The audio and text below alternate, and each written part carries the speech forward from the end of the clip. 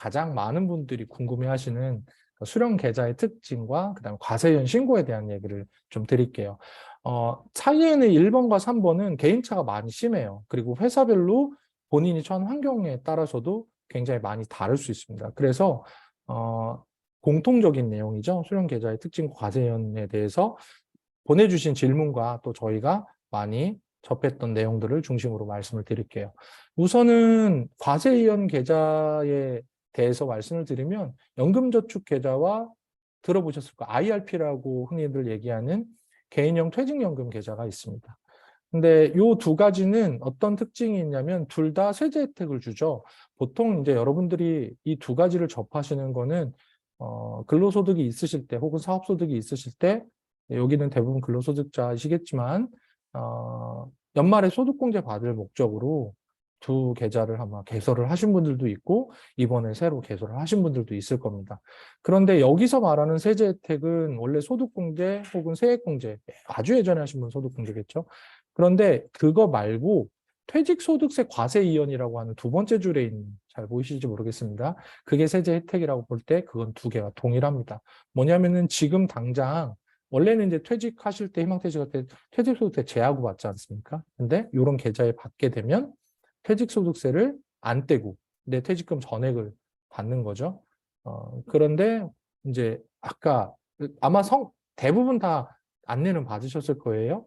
내가 급여통장으로 받고 60일 이내에 과세형 계좌에다가 이렇게 돈을 넣었다라는 거를 이제 밝혀주면 자기가 급여 계좌로 받으면 퇴직소득세를 떼고 받으시잖아요. 그거를 60일 이내에 두 계좌, 과세형 계좌에 넣으시면 이제 환급을 해주고요. 얘는 나중에 이 계좌를 깨실 때는 이제 원래 내려고 했던 세금을 내야 되고 55세 이후에 연금으로 받으시게 된다면 30에서 최대 40%까지 세금을 할인받은 상태로 이제 세금을 납부하게 되시는 그런 세제 혜택. 그래서 과세 이연이란 뭐냐면 그냥 말 그대로입니다. 과세, 세금을 내는 걸 이연, 뒤로 밀어주는 계좌다라고 보시면 될 것 같아요. 자, 두 개의 계좌의 위험자산 한도 두 번째 칸을 보면 연금저축 계좌는 위험자산, 안전자산 한도가 없어요. 쉽게 말하면 100%다 위험자산에 넣어도 되고요. IRP 계좌는 70%, 그러니까 30%는 현금을 포함해서 안전자산에 꼭 넣어야 된다는 얘기입니다. 근데 이 얘기 때문에 많은 분들이 개인형 퇴직연금 IRP 계좌는 원금 보장이 된다, 혹은 안전하다 이런 인식을 갖고 계신 것 같아요. 물론 맞죠. 위험자산 한도가 정해져 있으니까 뭐 조금 더 안전하다고 느끼실 수는 있을 것 같고요. 그런 식으로 어떻게 보면 최소한의 30%는 안전자산에 넣어라. 그래서 여긴 예금도 가능하죠. 그런 것 때문에 있지만 그렇다고 해서 모든 것들이 다 그냥 100% 안전하다 혹은 원금 보장이 된다는 건 아니라는 거요. 알아두셨으면 좋겠고요. 상품은 그 안에 넣을 수 있는 투자 대상들을 말합니다. 인버스 레버리지를 포함한 모든 ETF까지 연금저축은 가능하고요. 연금저축의 경우에는 당연히 펀드 가능합니다. IRP는 인버스 레버리지를 포함하는 선물 거래 자체가 안 되고요. 또 금융기관별로 거래하실 수 있는 상품의 제한도 좀 있어요. 그렇기 때문에 두 개는 상품 폭으로 본다면 연금저축이 조금 더 넓다라고 보실 수 있고요. 원리금 보장 상품은 연금저축에는 없고요. 아까도 말씀드렸지만 개인형 퇴직연금은 있습니다. 가장 중요한 부분 중에 하나가 중도인출인데요. 여러분들의 재원은 퇴직금입니다.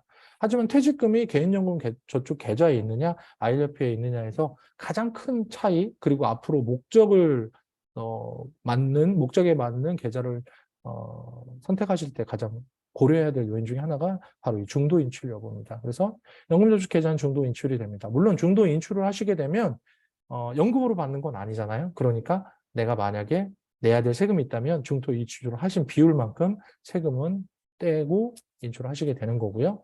개인형 퇴직연금은 이제 중도 인출이 불가능합니다. 네, 전체를 해지할 수밖에 없고요. 전체 해지를 하실 때 좀 특별한 사유가 있을 때 있죠. 부분 인출도 마찬가지고요. 뭐 최근에 뉴스를 보니까 작년도에 1조가 넘는 이런 퇴직금들, 물론 IRP뿐만 아니라 DC라는 계좌도 마찬가지지만 자기 주택 구매에서 활용할 때 인출하실 수 있거든요. 이 돈들이 굉장히 많이 빠졌다는 얘기를 들었습니다. 이런 특별한 사유들이 있을 때만 인출이 가능하고요. 계좌 유지 수수료 관련된 부분은 이제 대부분의 요즘은 많이 없어졌는데 IRP 계좌는 계좌를 만들었다는 이유만으로 운용, 그다음에 자산관리 수수료라는 거를 은행, 증권사가 별도로 1년에 한 번씩 차감을 합니다. 요게 다이렉트라는 상품은 없기 때문에 IRP 계좌를 필요해서 개설하실 때는 다이렉트라는 게 있는 쪽으로 하시는 게 조금 더 유리하실 것 같습니다. 연금저축은 그게 없고요. 네, 거래수수료는 여기서 말하는 거래수수료는 최근에 이제 가장 많이 핫한 ETF 상품들에 대한 거래수수료는 없는 추세로 가고 있고요. 일부 회사들은 개인형 IRP에서도 IRP 경우에는 있는 경우도 있습니다. 주로 듣는 질문들 한번 살펴볼까요? 앞서도 말씀드렸지만 IRP는 안전하고 연금은 공격적이다. 꼭 그렇지는 않다는 거 말씀드렸고요.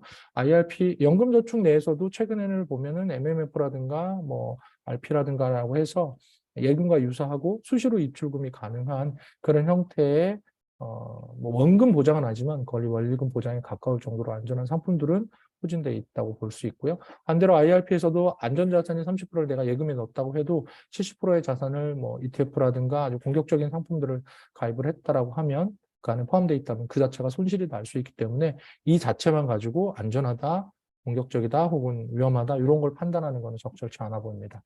IRP도 인출이 가능하다. 네. 인출이 가능하지 않습니다. 원칙적으로. 아까도 말씀드렸지만, 특별히 그 아주 중대한 뭐 병원에 뭐 본인과 부양가족이 뭐 입원을 했거나 아니면 주택을 구매한다거나 뭐 이런 아주 그 특이한 사항들이 정해져 있어요. 그런 사항들 아니면 원칙적으로는 인출은 불가능합니다.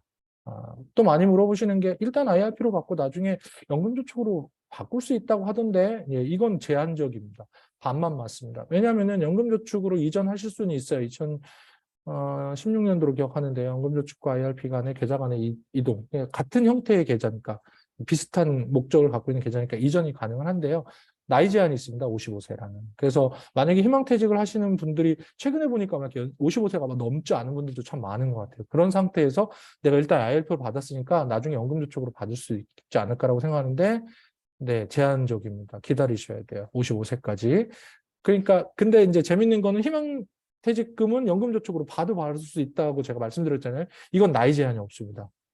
그러니까 이걸 선택을 앞서 말한 1번, 2번 할 때 이 스텝 2에서 잘 선택하셔야 되는 거죠. 그러니까 그거를 한번 결정하시면 못 바꿉니다. 반대도 마찬가지예요. 연금저축으로 일단 희망퇴직 때 받았는데 나 이거 IRP로 받고 싶어 라고 해도 예, 상호간의 이동 다 안 됩니다. 자, 이거는 제가 한 사례를 실제로 제가 너무나 당황스럽고 안타까운 사례였어요. 하나의 계좌를 여러 개로 나눌 수 있다. K모 증권사에서 뭐 희망퇴직 하시는 분들에게 이 절차상 너무 복잡하니까 일단은 다 IRP 계좌 혹은 연금저축 하나로 받으세요. 저희가 나중에 이거 다 계좌별로 쪼개서 안내해드리겠습니다. 그리고 그렇게 서비스 해드리겠습니다라고 안내했어요. 제가 이 부분은 듣고 이거는 증권사가 해줄 수 있는 문제가 아니거든요.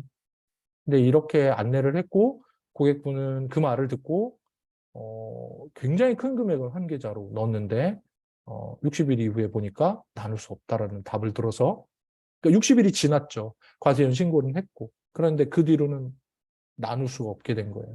그러니까 이제 공교롭게도 그게 이제 일반 IRP 계좌의 가능성이 되게 크거든요. 왜냐면 IRP는 회사에 등록만 하면 바로 되니까 그 증권사에 IRP 계좌를 등록을 해서 알려줬고 회사는 거기로 돈을 줬고 증권사에서는 그거를 쪼갠다고 얘기를 했는데 과세현 신고를 할 수가 없는 게 뭐냐면은 이미 받을 때 과세이용 계좌를 받았으니까 과세이용 신고가 아니라 원천징수해서 원천징수 없이 다 받았거든요. 근데 이거를 여러 개로 나누어 드리겠습니다라고 했던 약속을 잘못된 약속을 믿고 선택을 하셨다가 좀 낭패를 보신 사례가 있었습니다. 그래서 요 연금저축계좌, 개인형 퇴직연금 계좌의 특징은 뭐 인터넷에서 찾아보셔도 많이 아시겠지만 제가 강조하고 싶은 거는 나는 이 돈을 어떻게 활용할 까지에 대한 활용 목적을 명확하게 갖고 계신 상태에서